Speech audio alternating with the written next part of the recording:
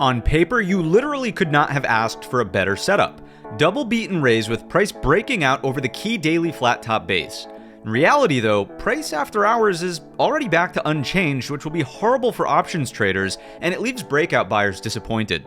The market has priced NVIDIA to perfection, and it's getting harder and harder day by day to call this the one stock to rule them all still. So welcome back to the Trade Brigade Midweek Show, where we'll take a look through all of the data points and we'll build a logical trade plan. My name is Matt, and if you're new here, hit the thumbs up button and subscribe. For additional resources, check out the links listed down below in the description, and stay tuned until the end of today's show. I've got 2 additional trade ideas to share with you that you won't want to miss. With that said, let's jump right into the charts.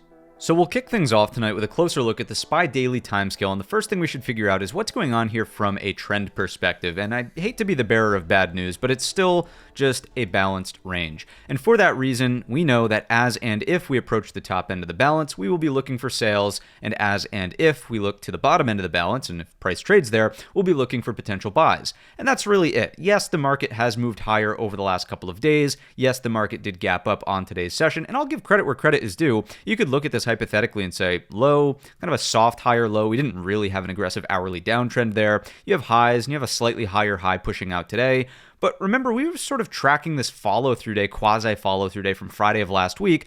Monday immediately undercut that low, and today's break to the upside on the gap and go was on really light volume. So is this a new follow-through day? I certainly would, no. Just simple answer is no, absolutely not. So there's nothing here that gets me really riled up in terms of a huge breakout and oh my God, new all-time highs are going to be here in the blink of an eye. And once again, like if the market rallies to the top end of the range, I think the default assumption, aside from any new catalysts and breaking news intraday, the default assumption should be some sort of fade at the highs. And once again, remember that even back here, we had a little bit of a broadening formation. So I'm not saying it has to be picture perfect. You're going to top tick the all-time high and immediately pull back to the midpoint. It doesn't have to be like that. You can get a little bit of overshoot, but generally speaking, the idea here is to be less enthusiastic about new long positions at the top of the range and more so open-minded to mean reversion and some sort of pullback. Now, if the market can pull back and remain somewhat constructive on a gap fill reversal or just a hold over the midpoint of the balance range, which as we know from the weekly perspective, the key level is still 686. If we could do this, then, maybe we'll look at this as a potential more firm higher low inside of the balance range. But I mean, how did that go on the downside, right? If this was going to be the so-called major lower high, well, we never made it down to ground control, Major Tom, and instead, the market has just bounced back up through the moving averages. So I think really managing expectations, and as we've been saying in the pre-market preps, MF, not MF doom, but rather just maximum flexibility inside the balance range is really the only way out of this until we get the next catalyst, which what might the next catalyst actually be? Considering NVIDIA earnings are mostly, dare I even say a flop. The numbers were great, but, the market's response, it's already been priced to perfection. We're unchanged from the close, basically, maybe even slightly lower at 195.35. What's the next catalyst here if NVIDIA earnings aren't going to be the thing to really drive prices higher? Is it the labor report next week? Is it a weak labor report that would then spur the Fed to maybe be a little bit more optimistic about Fed cuts? I mean, these are just things that we could start thinking about. We have the tariff resolution in terms of the SCOTUS decision. We have NVIDIA earnings in the rearview mirror. Maybe the Fed is going to be the next driver of a potential change in tone from this market. But at this point in time, the best I could say there is speculation, maybe, So that's really what we've got. Again, light volume on the update today. It's not a new follow-through day. It's certainly, not even pressuring the top end of the balance. And I would say the bears could easily pick this right back up, going back to that MF maximum flexibility outcome. If you were to get something that looks like this, I mean, who am I to say that this isn't still just kind of a lower high against the top end of the balance range? If we start trading in here, then yeah, the door is open once again to the bottom end, and we'll reevaluate when and if we get there, so to speak. So just not really thrilled about the resolution of this market. I'll give some credit to the gap up. Like I said earlier, it was a gap and go. There was zero retracement into the gap or any test of prior day's high. Let's take a look on the hourly time scale, and we could see this just kind of a straight up gap and then up and off to the races after a little bit of an opening range. It was really like the first hour, maybe 2-ish hours of the day going sideways before an end of day grind ahead of NVIDIA earnings. So if the market is to pull back tomorrow, I think it's just all about the gap, obviously, and what the response is here at 688.40. We'll gauge any kind of response around that area. Let's jump into some anchored VWAPs intraday. Just to check in, we are above the entirety of the stack. As we know, we talked about this on Saturday. So the fact that we're up there, it's meaningful enough. It sort of means something that we're above that. So the average buyer, so to speak, quote unquote, is feeling okay up here over the 20 the SMA, and that's something to lean into a little bit. In the hourly trend, yeah, I mean, we've broken out of this as a micro balance range within the range, so ideally you would just set higher lows above that, aka gap fill reversal, as we just talked about on the daily anyways, which would kind of just be a bullish quasi higher low, if you will, but still not enough to really do anything major with the overall range. So, I'm sort of like talking myself in circles here. It was a nice advance today, but light volume and NVIDIA earnings price-wise, a bit of a disappointment after hours. I just can't get jazzed up about, hey, let's rip to brand new record highs. Let's throw a fib on this real quick, as we've been doing, just from like the top of the range to the bottom of the range. We're still over the fib 61.8, or I should say we are breaking over the fib 61.8, so just aligning with the idea, should the market pull back and do something that looks like that, it would technically be bullish. The more time we spend over the fib 61.8, the higher the likelihood, of course, that we go back to the 100% retracement. And as we know, underneath the fib 38.2, things get more dangerous. And under the 38.2, you'd be underneath 686 anyways, which is kind of great confluence with the bottom end of the stack of anchored view apps in here anyhow. So that's the look. As frustrating and disappointing as the market may be, it is moving. There are decent moves to be had intraday, and it is your job to either find them and participate or sit patiently until the stars align. And that's kind of what I'm seeing here on the S&P 500 still. Don't let it wear you down. Don't let it grind you down and out. You got to be able to stay in the seat long enough to, when this day comes, when and if that comes, you have to be able to stay solvent enough to be able to participate there when and if we Brigade bolt into new all-time highs with momentum, with volume, with participation, with a catalyst. Don't let the market grind you out. And let's keep going into our market internals. If you're not familiar with the internals, check out the video tutorial in the top right-hand corner. And, that right there is almost kind of just a note to self, right? Anyhow, market internals, what do we have here? On today's session, again, the day we break on a gap and go to the upside, volume flows are weaker than Tuesday's rebound. Are you kidding me? So in terms of conviction at the exchange level, absolutely not. Look at the advanced decline line, not really there. If you look at the cumulative build, yeah, it's bullish, but I mean, this is nothing to write home about. It closes at 1800 right there. A positive print that you would actually care about is probably 5,000 north, right? And it's once again, like, I can't quite get all fired up about maximum upside availability and, oh my God, the market's going to rip and grind. I mean, it very well could. The market can continue higher here, but until we're actually through the top end of the range, my base assumption, as already stated, is just like, maybe there's some rejection there. Maybe there's mean reversion. Maybe we pull back, right? And that would not surprise me in the slightest. So that's really it. If you're sort of asking the question, then like, okay, well, what would have you change your tone? What would make you more bullish here? Well, I think fairly enough, it would have to be a solid green-bodied bar here. Maybe we rest for a day headed into the end of the week, and we get something that's, I'm just drawing it red, but there's a doji there. And then early next week, if we can break here on really strong volume, I'm talking about like a volume bar, like this, kind of on par with what we had for the quasi follow-through day back over here. If we get something like that, then like maybe this is the move that's going to send it higher. Maybe participants are finally saying that's it. It's time to get back involved.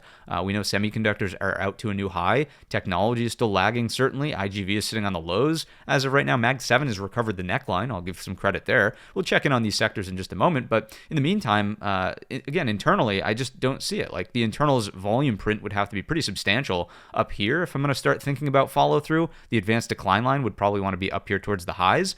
It's just not there, right? The cumulative tick would want to be nice and strong up around that 5,000 to close out. We're just not seeing that. So for now, I think the base case is fairly straightforward and unchanged from what we've been dealing with the last little bit. As you take a look at the market profile, this becomes a little bit clear. And by the way, if you're not familiar with profile, check out the video tutorial top right-hand corner, the whole 9 yards. It becomes immediately clear, right, that NVIDIA earnings here are just nothing more than a look above and fail on prior day's high, and we're opening back in range and even under point of control. So any longs late to the party thinking, aha, this is the, finally gap and go and like it's time to rock and roll and, send this thing higher. NVIDIA is just going to be a kick in the teeth, or as we said in the live stream, a sharp stick in the eye. It's just not really working out for those buyers. We'll see if the foreign markets overnight respond in a more meaningful way and maybe do something that puts price for an open back over or near prior day's high. But this is a disappointing open for many people who got involved after the morning grind, so to speak, on today's session. So that's profile. As we looked at, downside references don't really seem all that relevant other than just the gap close, right? That's fine. Point of control is right there. It's the value area that makes decent sense. You have good excess low in A period. There's I guess lack of material excess here and here, but that's just kind of it. Like nothing overly exciting to write home about, just kind of another deal where, hey, earnings, just like they were disappointing for Amazon, Microsoft, Meta, Apple. Apple got a little follow through. Tesla was disappointing. NVIDIA's just not immune. The numbers were great, but you're just not following through. Let's go on over to the QQQ, and that's what it's all about. Like the fundamental guys out there who are like, why is the stock not higher? It's like, do you not understand that like it's been priced to perfection? And do you not understand the inventory position of players and like who's left to buy? And I don't know. Just don't get too caught up in the actual numbers of NVIDIA. Just get caught up in the actual response to the price. And currently we're unchanged to lower, right? Anyway, let's keep moving here. Nasdaq, got to give a little bit more credit over here. A little bit more credit to the Nasdaq, and the reason being is that you have a little bit more of equal volume to the previous day's session, but more importantly, the Nasdaq has been rejecting the 50 and the 20 for a while now. You gapped over the 20 and reclaimed the 50 into the close. Now, after hours, yeah, of course it's down with sort of the reluctancy around NVIDIA earnings. I get that, but the close there was decent over the 50 SMA. I don't think if we had stronger sellers, that would have been a reality here. The other thing to point out is that we did reclaim, as of the close, and almost even on the gap up, the 613 level, which is the bottom end of this overhead supply. You would think on the gap up, if you really had stronger sellers in the market, which was the current base case and outlook of the Qs, right? You had highs, lower highs, lower highs. This was the next picture-perfect place to produce the lower high and send prices back lower to the bottom end of the range, testing in here, and then get some sort of bear follow-through. The fact that that didn't happen today is a data point and market feedback that I'm going to carry forward here. Again, NVIDIA earnings, a little bit of a disappointment, but if we're over 613 on the Qs, I don't know that I can be overly bearish the market as a whole. I think I would probably flip back to neutral here, which therefore would neutralize my stance over in the S&P. And if you've been tuning into the channel for the past couple of weeks, you pretty much know that the reason I'm slightly more bear biased in the S&P inside that balance range is because of the weighting towards tech and the sort of representation, XLY, XLC, so on and so forth, that this is a downtrend on the QQQ. We know that that's been the case. So today's recovery over those moving averages over, whoa, so funky zoom, over that 613 level in here is notable. And if we can hold above that tomorrow and into the end of the week, then once again, I would be open-minded to neutralizing my tone in the S&P 500 even more so than I already have, and sort of getting away from a little bit more of that bearish tone if the Nasdaq's not ultimately going to be this big driver of further red. Let's think or swim with the zooms today. Unbelievable. Let's drop it down to the hourly chart, and once again, it becomes abundantly clear that if you were going to reject this, you had to do it in the first 5 minutes of the session. If you just go to the 5-minute chart, actually, ignore the anchored VWAPs. Let's just quickly do... I don't know. Let's just do this set there. The first 5-minute bar went right to the level, did not back off, and continued to grind higher. Like if you were watching the open today, then you kind of know that it was like, whoa, up and away, no hesitation at all in the NASDAQ there, even as the S&P 500. So I'll stay on this 5-minute chart. Look at the S&P. Like it moved higher for sure, but look at all the struggle here versus the NASDAQ, which was just straight up, right? So here's the S&P, 5-minute, NASDAQ on the 5-minute, straight up, totally different picture, right? So the fact that sellers could not step up at 613 is, once again, a little bit of a data point that I think is worth carrying forward here to neutralize the stance more so than what we've been talking about recently. If I just throw those anchored VWAPs back on for just a second, what you'll notice is that we have reclaimed the entirety of the stack via the gap up primarily, and then closed above even this gray anchored VWAP from way back over here. So this major low that's actually, believe it or not, this is NVIDIA's earnings report last go around. Right? Nope, not that one. Hang tight. Where is... Yeah, no, that's it. Sorry, I'm looking at the wrong price point. This is 1120. There it is. That's 1120 right there. Look at this. D for date, 1120. That's NVIDIA earnings. Of course, how could it not be? It's the biggest standout red bar that we had in November. Anyhow, the fact that we've reclaimed that anchored VWAP, ironically on NVIDIA's next earnings date, a full quarter later, is once again slightly bullish. So I think you get the point of what I've been going on and on about here on the Qs. We can quickly hit it with that same Fibonacci from the top to the bottom.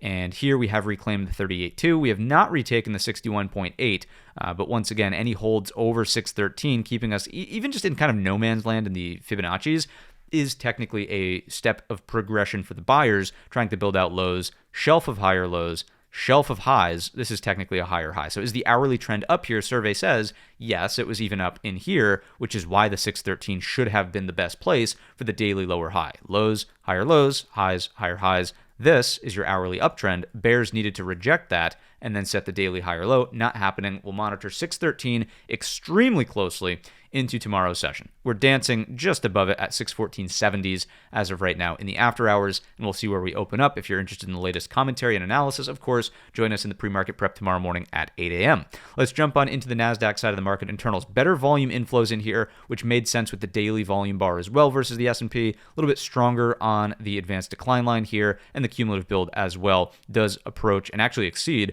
our substantial mark in the Nasdaq side, which is 6,000. So a much better look, and once again, I hope you can sort of see through the commentary we've just walked through why the Nasdaq is neutralizing the stance, or even making a slightly more bull case, so to speak. I don't want to speak too soon, but slightly less bearish and more neutral for the S&P 500 based on this alone and the underpinnings of course, the S&P, the major tech components, right? So that's that. Let's jump into the Nasdaq market profile and see what we've got over here and just check in quickly on this. So P-shaped profile generally means short squeeze. A period certainly seemed that way in terms of tempo, gap and go to the top side. So if that's the case, then these aren't necessarily big new money buyers. They're just short squeezing out, which in my view gives us an opportunity to say, okay, well, if we're underneath the value area and these weren't really strong buyers to begin with, then it's probably just a short, right? And then what do we really look for? It's the full rotation into the gap close below through the it's the post of the P, but the A period, single prints, close the gap, and then suddenly what does that mean for the QQQ? Let me just remind you, if we close that gap, we are technically underneath 613 again. So if you're a bull here, and again, I'm trying to balance the data points. This is like a tricky configuration here in the Nasdaq. I think everybody's looking for this resolution, and unfortunately, it's like not really an easy one to pick out here. So if we close the gap and then rally and reject, like that lower high, I will look at this as an hourly trend reversal, and then this is still just a daily lower high. But if we're above 613, if we're just doing this tomorrow, then I have to neutralize the stance a little bit, right? And that's, I think, the key thing that I'd like you to take away, along with all the other key things I've said you should take away of the market analysis thus far. Let's check in on small caps and see what's going on in smalls. Really not a whole lot to write home about over here today. Just inside the balance range still. Yes, spending time in the upper bucko zone, if you will. Here's the BU, bucko, bullish consolidation. As long as we're up here, that's helpful over 262. And then the Brigade bolt over 265 is really what unlocks the next attempt at this gap close above. Once again, what's maybe the next big driver of this? Probably the labor report coming out early next week. Of course, that is our labor data, always early in the month, right? So that's what I think small caps have to look forward to. If we start to lose this there it is again, 262, I wouldn't be overly worried about it until we actually fail the 50. Once we fail the 50, I would say, all right, you've probably lost small caps for a little while, and the pullback may need to deepen into a weekly reference point, which if we just look back is probably this one here, around 250-275. Right, so not the end of the world yet, and still giving it that consolidation until proven otherwise. We know the levels, they've been really unchanged the last little bit, 265. Let's jump on into let's go to Russell internals and finish this up properly. So mild volume inflows, nothing to write home about, not much on the AD line, an okay build here, 2K is the threshold we use on the Russell, and you can see here 1400. So not as strong. I think the Nasdaq had the best show of strength today, primarily driven by a lot of the tech names. Look no further than a Microsoft, for example. Look no further than a Palantir for the software names, really pushing that higher. That's why your IGV at times today was, not at times, but if I just filter by today's opening print, there you go. Leader of the session in terms of software cohort. All right, that's the market internal side of the rut. Let's get back on to our market profile to be congruent and just kind of see what we've got on over here. In terms of value today, higher in the session rather than, point of control weak on the low or something like that. Incredibly poor high. So watch today's high tomorrow on the small caps. If we even test it, I would expect to pop through it. And then the question just becomes, do we start spending more time above or do we start spending more time below? If we immediately pop and come back in, that would be a short signal telling us that the market's not quite ready. We've repaired the auction structure at the high, but not really finding new acceptance, new buyers to continue that price expansion in the upward direction. Let's go back on over to the platform here and let's look through our, of course, sectors. Let me just give this a reset. There we go. Who was leading, who was losing, and where was the weight? Let's filter by weekly performance this time around. So this week, semiconductors win up 3.04%, followed by the technology sector. And then we see utilities, interestingly enough, which is technically D for defensive. There's that software cohort. XLP is still up there. Another one that's D for defensive. At the bottom end of the barrel, we have nothing other than financials. That is a risk on. That's a heavier weight sector. So to see that, it's kind of a red flag. You can see industrials down here, communications, energy, and real real estate also red. Let's check the structural charts. We'll be quick tonight just because it is a late one with the double stream on NVIDIA earnings. SMH, brand new all-time highs. Hard to argue with this. It's definitely not a bearish chart. I would just be very concerned tomorrow if we start to see any sort of price acceptance back under 418.40. Yikes, a look above and fail at the all-time high in a susceptible broad market. I don't want to say the writing's on the wall, but that would probably be one of the most dangerous situations, I would think, for this market as we move forward. Undoubtedly, the trend will still remain up. This is a new highest high in the trend count. So you can pull back and you could set a higher low. I just think that the risk for a lower high would dramatically increase if we start to see something like this back below what's been a very clear and well-defined flat top base breakout, right? Let's jump on over to the XLK. Like the Qs, nice improvement today, but unlike the Qs, unable to take back the key structural level at 143.75. So questions to be raised? Yeah, not quite as bullish over here on the XLK. Structurally speaking, you did not reclaim the overhead supply, and if anything, that 50 SMA could still be a threat for a lower high. So are we out of the woods? No. Are we starting to make some kind of improvement? Yes-ish. Let's take a look at utilities.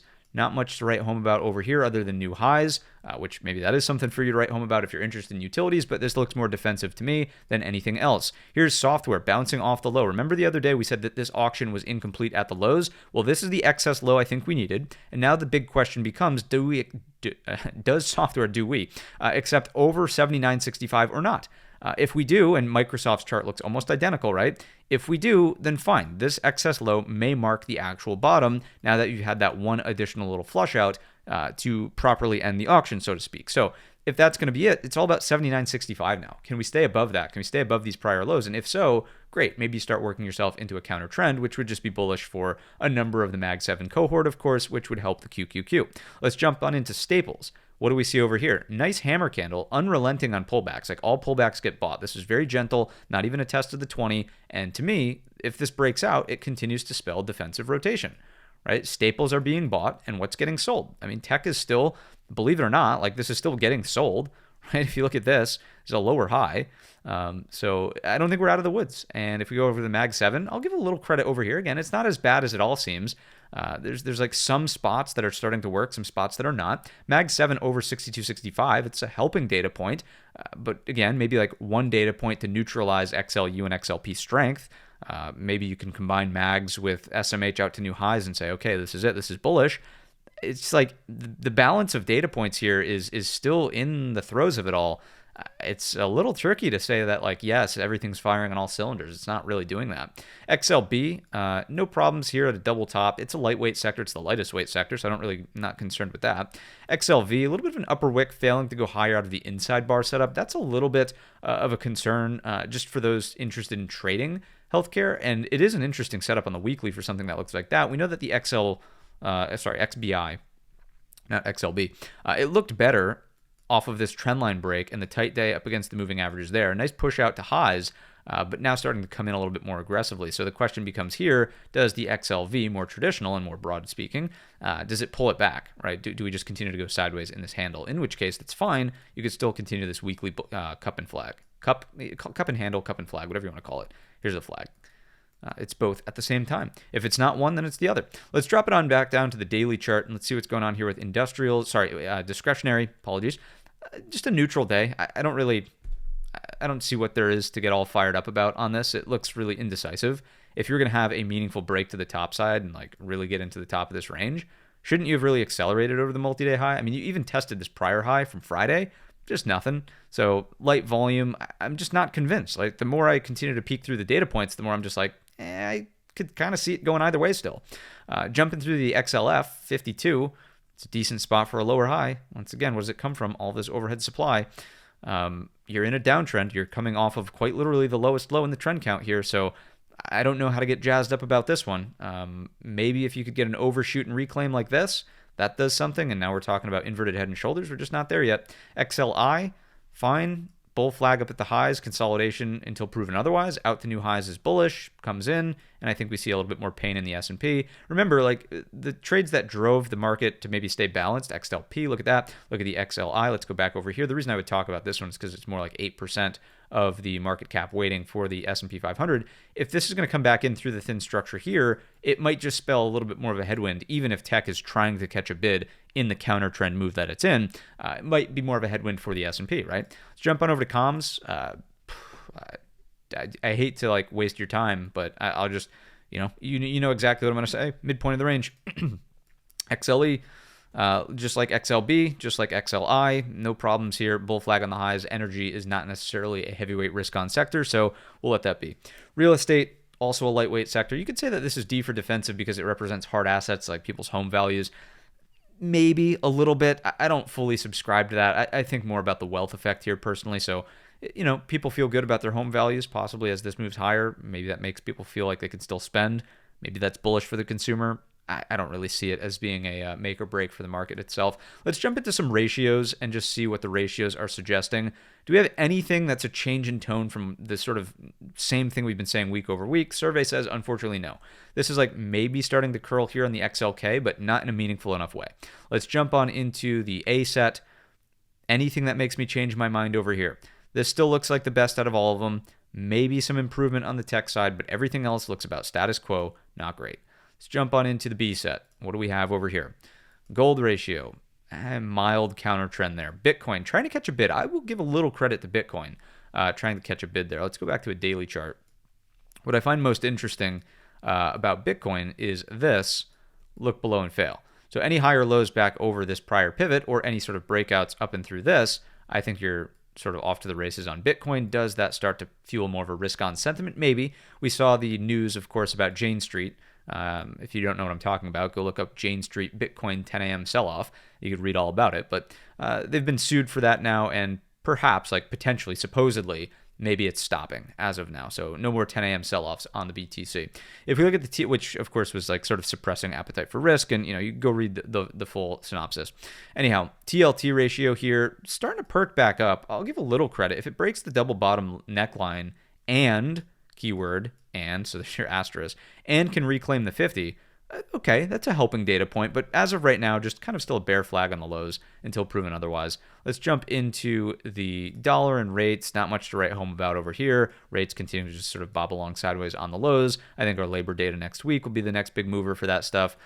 We could jump. Let's go over here real quick. Quick look at the Fed watch tool. So let me give this a refresh, actually, because this is still stagnant from this morning. And do this. So 98% odds, so it is technically unchanged, but for the next meeting out in March, that we will see a pause from the Fed. What we know we have to keep a watch on is this. After the Fed meeting minutes from last week, we know that they said, hey, there's possibility of two-sided rate conversation, meaning rate hikes along with rate cuts. Kind of crazy to think about right now, but the June meeting is the one that's in flux now. Do they cut in June or not? That will be when and if we have the confirmation of, blanking on his name, how could I possibly blank on his name? Not Super Dove Murin, but Kevin Warsh. There we go. When we have Warsh as the new Fed chair, that will be his first FOMC meeting, and we know that Warsh likes to be kind of a hands-off Fed chair. That's his view, at least, of the Fed. It should be very, very distant from everything that's going on and really not intervene. So we'll see. That is what the market's pricing in for June. Let's take a peek over at the calendar for the upcoming week. Rest of this week, really. Jobless claims tomorrow morning. Usual stuff, nothing special there. PPI probably won't move the needle all that much. Just a delayed read anyway. As we jump forward to the following week, though, just to get you prepared over here, this is where we get the full Monty labor, right? So ISM manufacturing, there's the ADP non-farm, here's your ISM services, there's your jobless claims, the usual stuff, and there is the full Monty on Friday of next week, March 6th, 8:30 a.m. Pre-market prep. We'll cover it, of course, but just to give you an idea of like what the catalysts are upcoming. We mentioned it in the very beginning of the show, but that's it. Like your labor report is the next thing that can potentially move this market one way or another out of the balance range. Services PMI could maybe do it as well, and that would be Wednesday next week at 10 a.m. As we look to the earnings calendar, of course, NVIDIA earnings, there they are. They were the talk of the town. They are everything that the market cares about right now. If I just jump over here real quick, what do we see? If I grab the Give that a refresh. There we go. I want the CFO commentary. We could just quickly talk about the numbers. So really strong beat here. The estimate, so this is the GAAP number. If you want to use the non-GAAP, it's down here. But the estimate was for $1.54. Really strong beat on the actual EPS. And the number up here was I want to say 62 billion. Hang on one second. And let me find, why is this not working? There we go. The revenue estimate was 66.13. 66.13. So about a 2 billion plus-ish, plus or minus, ish beat there. I saw some estimates for 66.23 billion as well. So plus or minus about a $2 billion beat on revenue. We know that they knocked it out of the park on the yearly numbers, The compute is just continuing to grow nicely. You saw networking grow extremely nicely here. And really through the conference call, if I just jump back over to this, where is my chart? Let's go here. And I think I posted this on X, so you could go find it over there as well. But let me just bring this down. Oh, what am I going to do here? We're going to go to a 2-minute chart. We're going to go to an after hours chart with extended hours on. Oh, here we go for NVIDIA earnings. There we go. That's what I'm talking about. Whew, that's a funky looking chart. I think it's because I was on a 1 minute when I wrote the notes. There we go. There we go. Let's zoom into this. We want until like right about here. There we go. See how that fits nicely now? So what am I trying to illustrate here? I would say if you took anything away from the conference call, it's this.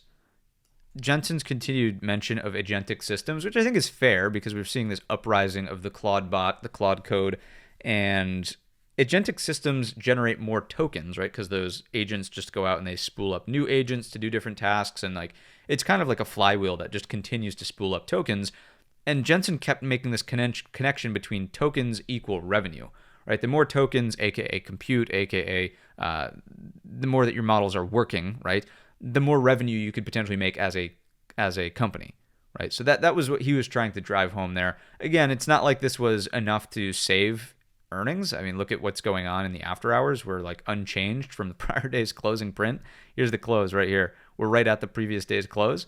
So, it's the market, and this has been the topic of the video, right? It's not like we're doing anything surprising here. I think the only thing NVIDIA needed to not do was fall off of a cliff, and it didn't fall off of a cliff, which so far is so good. And at least the market is not also falling off of a cliff. Any sort of hesitation from the earnings report, and I think it would have been much more devastating, if the numbers missed, if expectations weren't sort of raised, which speaking of, as we just scroll down over here to the outlook, there you go. Revenue is expected to be about 78 billion. And the previous, I don't think I've refreshed this yet, so it should still be there. Yeah, 72.93 billion was the previous sort of estimate. So raising that by, call it 5 in the upward direction there, based on what the market was thinking prior. So not a bad look in terms of the beat and raise. And that is why, once again, on paper, it was a perfect setup and just they couldn't do anything with it. Let's go back on over to the earnings calendar, though, and let's jump into, I want this. And just talk about the next big one to report, which is going to be tomorrow after the close, CoreWeave. CoreWeave, of course, NVIDIA has a stake in CoreWeave. So we'll watch that very closely for data center. We'll see what Rocket Lab has for us. And that's pretty much it. You could say honorable mention to Quad U for the uranium stuff. And maybe here, and Dell as well. Marathon, it's been kind of a laggard in that data center or crypto miner turned data center space. Your winners are clearly IREN, NBIS, and CoreWeave as well, playing in that same little playground. Let's jump back on over to the platform. Let's finish up our analysis through the supporting evidence. Let's rip through it. So still showing some signs of less concern about inflation, more concerns about growth. I think the GDP print just the other day kind of confirms that. Let's get into credit spreads.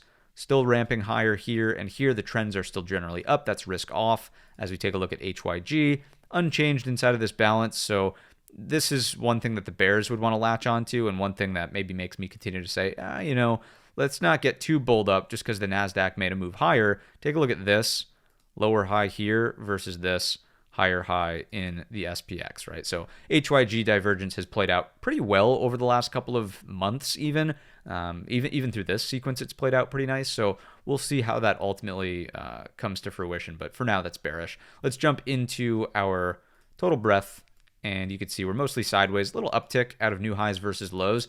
Mostly sideways, though. If you look at the RSP, I think it confirms you're just in that balance range. So it's tough to make a bull argument that like, oh, we have to go play catch up to this big divergence. It's just sideways. If you look at the QQQE, small improvements to the top side, does it really look that much different than this?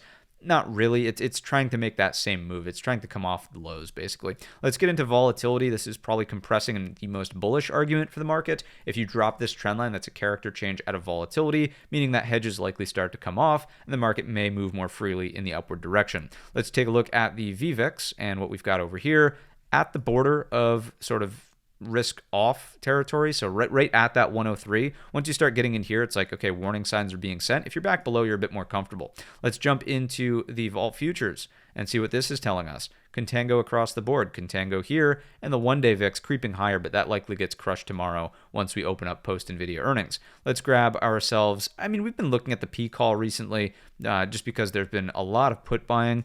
PCALL, there we go.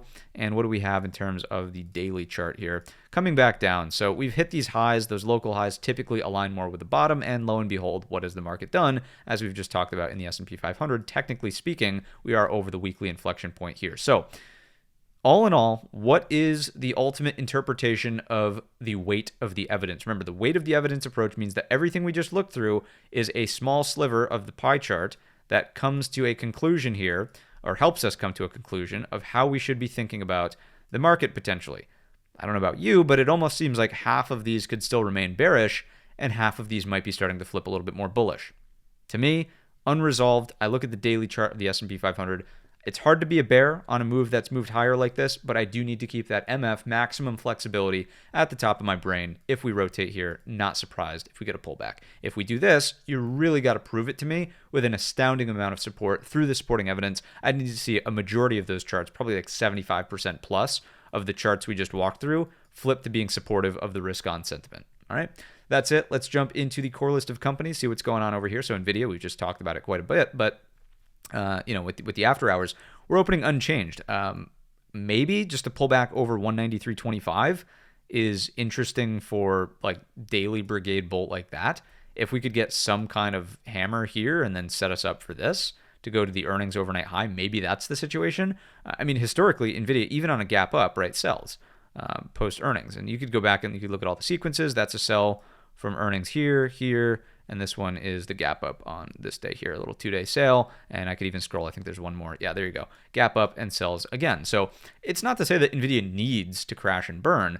It's just like, I think everybody's going to be disappointed. And I'll just go back in here with the earnings set, ignore all the text on there for just a second. This is the market maker expected move on the top side at 207.04. And anybody who bought the 200 calls, right? 200 calls were only, anybody who bought them today at least, I think the closing price on them was 410. Let's go back over here.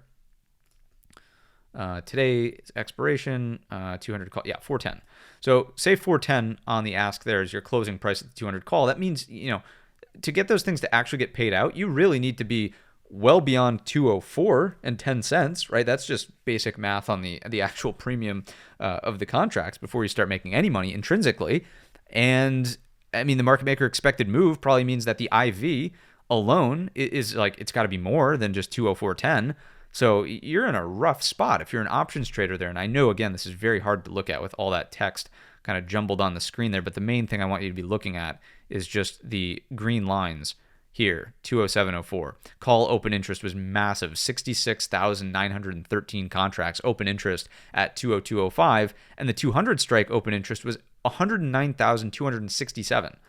Right? So all of those call buyers, market makers will be fine because, hope they're technically probably delta negative, being the seller of those calls.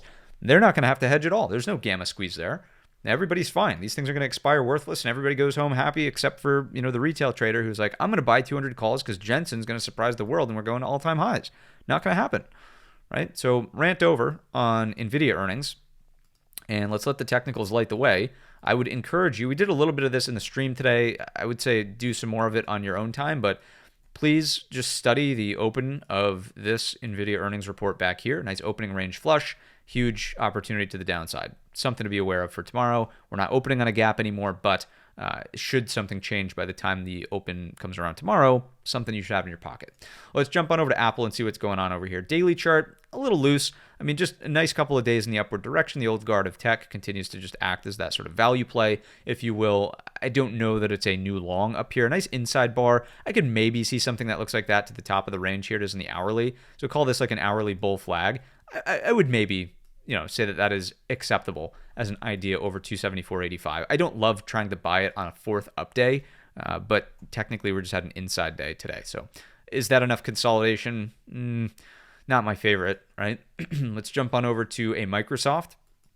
This, I think, is a top watch like the IGV. Any pullback here, at least test of the daily 20 would be my outlook on Microsoft. So primarily looking at 393.25 to act as the key line in the sand. Ignore the lower wick, thinkorswim glitch, of course, but if we can pull back and support here, start to build out inverted head and shoulders, and great, I'm starting to think about upside on Microsoft, even if it's to range high, right here at 422.75. Trade first and then something more serious beyond that if we get the right structure.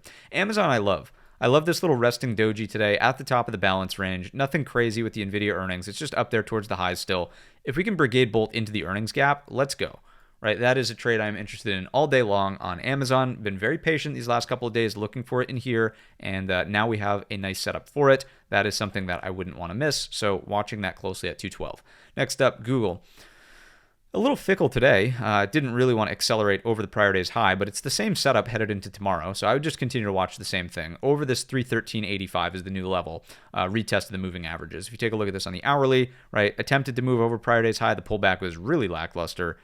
Does it do it tomorrow is the next question. Can you get that? Let's jump on over to Broadcom. Broadcom's kind of in a no-touch zone here.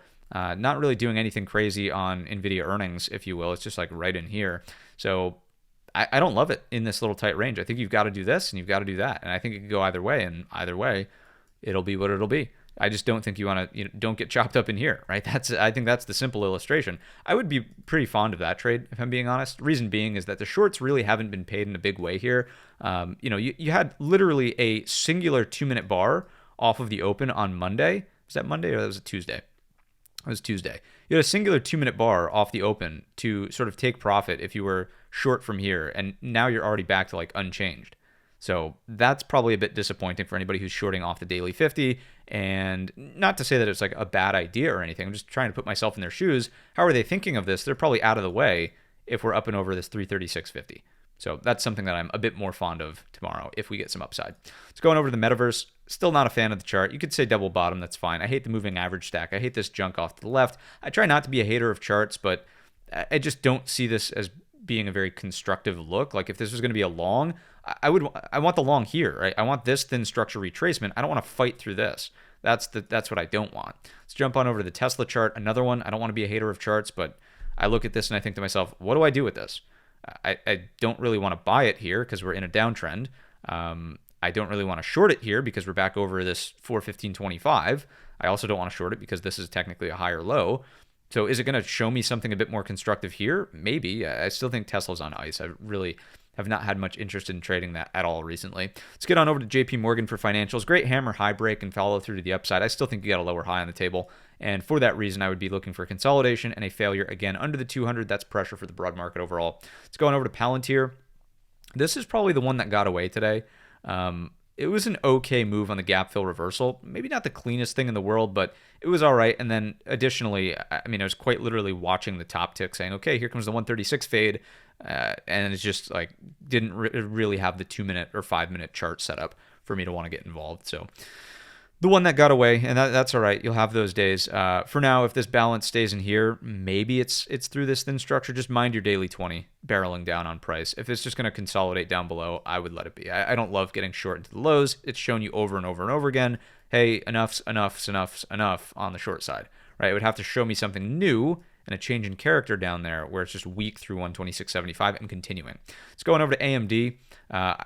Another one kind of like Broadcom where I would kind of be open-minded to this and then this, squeezing out any shorts who are short up against the daily 50 or the 20 SMA. If that starts to take back the 218.85, we have nothing but net, aka gap, overhead. No, I know nothing about basketball, by the way. nothing but net, aka gap, into the overnight high would be the first place I look. That's going to be there at 227, and that, of course, is the overnight high from the deal announcement with Meta that they were getting a chunk of that revenue. Let's go on over to the Robinhood chart, see what we have over here. Nice hammer, possibility of coming into play for that earnings gap close. What I don't like about it now is just that the 20 SMA is in there. So a day of sideways or two into early next week, and then, as the 20 does this and it's here, yeah, sure. Now I don't have to worry about that, and it's confluence with the break. But just getting long into the 20 in the gap, a little less excited about that now. Like if it did it back here, right, we were kind of free and the 20 was the target. The more time that's elapsed, the more concerning the 20 becomes. All right, I've got two additional trade ideas for you. One is on VRT. VRT, new leader in the space. This is the idea, right? Really strong out of this tight 3-day range, big expansion, and 250-350. Boom, something like that. Not bad. The other one is SOLS. Oops, not solo, SOLS. There we go. And the idea here is similar. 3-day balance range, undercut and reclaim on today's session of 77.15, the prior green bar low from right there. Can you continue up and out through the highs? That's the main question. Very simple, 2 chart setups, and that's really all I've got for you. That's going to do it for today's episode and installation of the Midweek Market Update. If you enjoyed the video or learned anything new, let me know down below in the comments section or by giving the video a very simple thumbs up. As always, we'll be live tomorrow morning at 8 a.m. Eastern Time for the pre-market prep. I hope to see you there. And have yourself a great rest of the trading week. It's been a little bit of a annoying and choppy end to February here with this tight balance range. Let's hope for a little bit cleaner of a March, and perhaps it's the labor reports that start to break us out of this range, be it upward or be it down. Time will only tell on that. So have a great rest of your evening. Have a great rest of your week. Have a great rest of your month. And I will see you, as always, in the next one.